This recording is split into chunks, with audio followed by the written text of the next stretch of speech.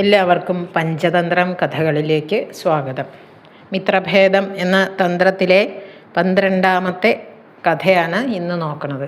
കഥയുടെ പേര് മദോൽക്കടനും കഥനകനും എന്നാണ്. കഴിഞ്ഞ തവണ സഞ്ജീവകൻ ദമനകനോട് ഒരു കഥ പറയാൻ ഭാവിക്കുകയായിരുന്നു അല്ലേ.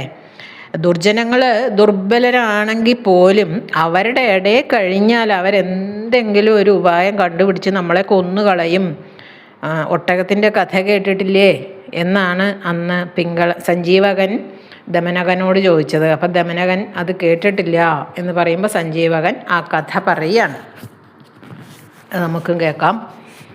ഒരു കാട്ടിൽ മദോൽക്കടൻ എന്ന പേരുള്ള ഒരു സിംഹം, പിന്നെ അവൻ്റെ അനുയായികളായിട്ട് ഒരു കടുവയും കാക്കയും കുറുക്കനും ഒക്കെ ഉണ്ടായിരുന്നു. അവരിങ്ങനെ ഒരിക്കൽ ചുറ്റിത്തിരിഞ്ഞിങ്ങനെ നടക്കുമ്പോൾ ഒരു വ്യാപാരി സംഘത്തിൻ്റെ ഇടയിൽ നിന്ന് വേർപെട്ട് പോയിട്ടുള്ളൊരു കഥനകൻ എന്നൊരു ഒട്ടകത്തെ കണ്ടു. സിംഹത്തിനാണ് അതിനെ കണ്ടപ്പോൾ തന്നെ പേടിയായി. അപ്പോൾ കാക്ക പറഞ്ഞു, ആശ്വസിപ്പിച്ചു, ഇവനെ ഒരു നാട്ടുമൃഗമാണ്, ഒട്ടകം എന്നാണ് പേര്, തിന്നാൻ പറ്റണതാ, അങ്ങക്ക് വേണമെങ്കിൽ ഇവനെ കൊല്ലാം എന്ന് പറഞ്ഞു. അപ്പോൾ സിംഹം പറഞ്ഞു, എൻ്റെ ഗൃഹത്തിലേക്ക് വന്നവനെ ഞാൻ കൊല്ലില്ല, അവൻ അഭയം നൽകി എൻ്റെ അടുത്തേക്ക് കൂട്ടിക്കൊണ്ടുപോവാ എന്ന് പറഞ്ഞു. അവർ കൂട്ടാളികൾ പോയിട്ട് സിംഹത്തിൻ്റെ അടുത്തേക്ക് കൂട്ടിക്കൊണ്ടുവന്നു ഒട്ടകത്തെ. അപ്പോൾ സിംഹം പറഞ്ഞു, കഥനക, നീ ഇനി ഇങ്ങനെ ചുമട് ചുമന്നൊന്നും കഷ്ടപ്പെടണ്ട, എൻ്റെ കൂടെ ഈ കാട്ടിൽ ഒരു പേടിയില്ലാതെ താമസിച്ചോളൂ എന്ന് പറഞ്ഞു. ഒട്ടകം അതൊക്കെ സമ്മതിച്ചു. ഒരു പേടിയില്ലാതെ അവരുടെ കൂടെ കഴിഞ്ഞു. ഒരു ദിവസം ഈ മദോൽക്കടനും വലിയൊരു കാട്ടാനയും തമ്മിൽ ഭയങ്കര യുദ്ധം ഉണ്ടായി. ആനയുടെ കുത്തേറ്റ് മദോൽക്കടൻ ചാവാറായി. അവനിങ്ങനെ ഒരടി പോലും നടക്കാൻ പറ്റാണ്ടായി. അപ്പോൾ അവൻ്റെ അനുയായികളുണ്ടല്ലോ, കാക്കയും കടുവയും കുറുക്കനും, അവരൊക്കെ ഇവന് തീറ്റ തേടാനും അവൻ തിന്നതിൻ്റെ ബാക്കിയാണല്ലോ ബാക്കി ഇവർക്ക് കൂട്ടുകാർക്ക് കൊടുക്കുക. അപ്പോൾ ഈ മദോൽക്കടന് തീറ്റ തേടി പോകാനും ഇര പിടിക്കാനും ഒന്നും പറ്റാണ്ടായപ്പോൾ കൂടെയുള്ളവരും വിശന്ന് പൊരിഞ്ഞ് ചാവാറായി, കഷ്ടപ്പെട്ടു. എവിടുന്നെങ്കിലും ഒരു ജന്തുവിനെ എളുപ്പത്തിൽ കിട്ടുമോ എന്ന് അവർ ഒരുപാട് തിരഞ്ഞു നോക്കിയിട്ട് ഒന്നിനെയും കിട്ടിയില്ല. അപ്പോൾ കുറുക്കൻ പറഞ്ഞു, നമുക്ക് ആ കഥനകനെ കൊന്ന് തിന്നാം എന്ന് പറഞ്ഞു. അപ്പോൾ കാക്ക പറഞ്ഞു, ശരിയാ, എന്നാൽ പ്രഭു അവന് അഭയം കൊടുത്തതല്ലേ, പിന്നെ അവനെ എങ്ങനെ കൊല്ലും എന്ന് കാക്കയ്ക്ക് സംശയമായി. അപ്പോൾ കുറുക്കൻ പറഞ്ഞു, പ്രഭു തന്നെ അവനെ കൊല്ലത്തക്ക വിധത്തിലുള്ള ഒരു ഉപായം ഞാൻ പ്രയോഗിക്കുന്നുണ്ട് എന്ന് പറഞ്ഞു. ഇതാണ് കുറുക്കൻ്റെ ബുദ്ധി എന്ന് പറയുന്നത്. നമ്മൾ പറയാറില്ലേ ചിലപ്പോൾ അവന് കുറുക്കൻ്റെ ബുദ്ധിയാണ്, സൂത്രക്കാരനാണ് കുറുക്കൻ എന്നാണ് പറയുക. അപ്പോൾ കുറുക്കൻ പോയിട്ട് സിംഹത്തിനോട് പറഞ്ഞു, പ്രഭോ, കാട്ടിൽ മുഴുവൻ തിരഞ്ഞിട്ട് ഞങ്ങൾക്ക് ഒരു ജീവിയെ പോലും കിട്ടിയില്ല. അങ്ങക്ക് ആണെങ്കിൽ സുഖമില്ലാതെ കിടക്കുകയല്ലേ, അപ്പോൾ പഥ്യാഹാരം വേണ്ടേ, അങ്ങ് സമ്മതിക്കുകയാണെങ്കിൽ നമുക്ക് കഥനകനെ കൊന്നിട്ട് ആ മാംസം കൊണ്ട് പഥ്യഭക്ഷണം കഴിക്കാം എന്ന് പറഞ്ഞു. അത് കേട്ട് സിംഹത്തിന് ദേഷ്യം വന്നു. അപ്പം അവന് ഞാൻ അഭയം കൊടുത്തതല്ലേ, ഇത് നമുക്കുള്ളൊരു ഉപദേശമാണ് കേട്ടോ, അഭയം കൊടുക്കണതിൻ്റെ മഹാത്മ്യം. പശുദാനം, ഭൂദാനം, അന്നദാനം, കന്യാദാനം, ഇതിനേക്കാളൊക്കെ പ്രധാനപ്പെട്ടതാണ് അഭയദാനം എന്നാണ് സിംഹം പറഞ്ഞത്. അപ്പോൾ കുറുക്കൻ പറഞ്ഞു, സ്വാമിഭക്തി നിമിത്തം അവൻ സ്വയം ജീവൻ അർപ്പിക്കുകയാണെങ്കിൽ ദോഷമില്ലല്ലോ, അവനെ അല്ലെങ്കിൽ ഞങ്ങളുടെ കൂട്ടത്തിൽ മറ്റാരെങ്കിലും കൊന്നു തിന്നോളൂ, അവനെ കൊല്ലണ്ട, ഞങ്ങളെ ആരെങ്കിലും കൊന്നു തിന്നോളൂ, അല്ലെങ്കിൽ അങ്ങ് വിശന്ന് മരിക്കും. അപ്പോൾ കുലത്തിലെ പ്രധാനി നഷ്ടപ്പെട്ടാൽ അച്ചാണി ഊരിപ്പോയ വണ്ടിച്ചക്രം പോലെ ആയിത്തീരില്ലേ കുലത്തിൻ്റെ അവസ്ഥ എന്നൊക്കെ വേദാന്തം പറഞ്ഞു കുറുക്കൻ. അപ്പോൾ സിംഹം മദോൽക്കടൻ പറഞ്ഞു, നിങ്ങളിഷ്ടം പോലെ ചെയ്തോ എന്ന് പറഞ്ഞു. ഉടനെ കുറുക്കൻ പോയി എല്ലാ മൃഗങ്ങളും ഇരിക്കുമ്പോൾ എല്ലാവരോടും സംസാരിച്ചു. വിശന്ന് മരിക്കാറായി കിടക്കണ നമ്മുടെ പ്രഭുവിന് ഭക്ഷിക്കാൻ നമ്മുടെ ദേഹം തന്നെ കൊടുക്കണ്ടേ എന്ന് ചോദിച്ചു. അപ്പോൾ അവരെല്ലാം നിറകണ്ണുകളോടെ മദോൽക്കടൻ്റെ ചുറ്റും അങ്ങനെ ഇരുന്നു.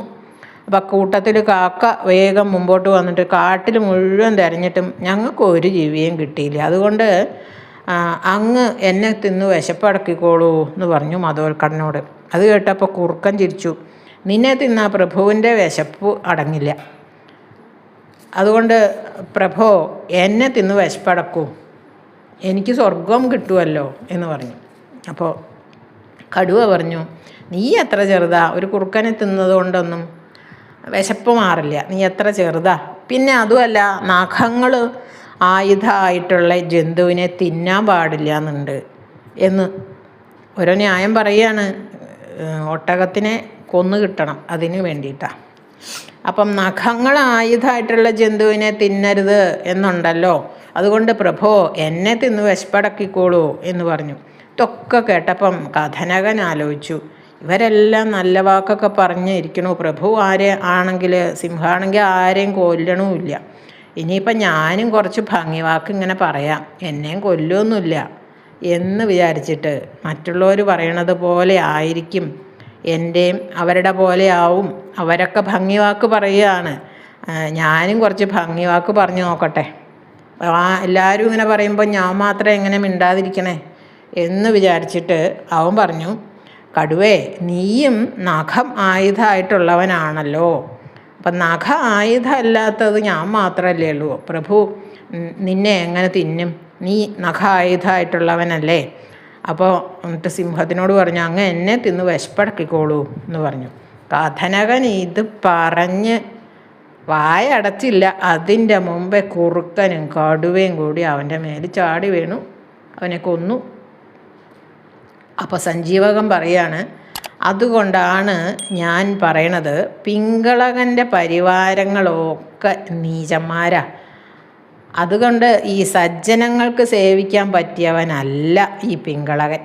ഏതോ ദുഷ്ടന്മാർ അദ്ദേഹത്തോട് ഇങ്ങനെ ഏഷണി പറയുന്നുണ്ട്.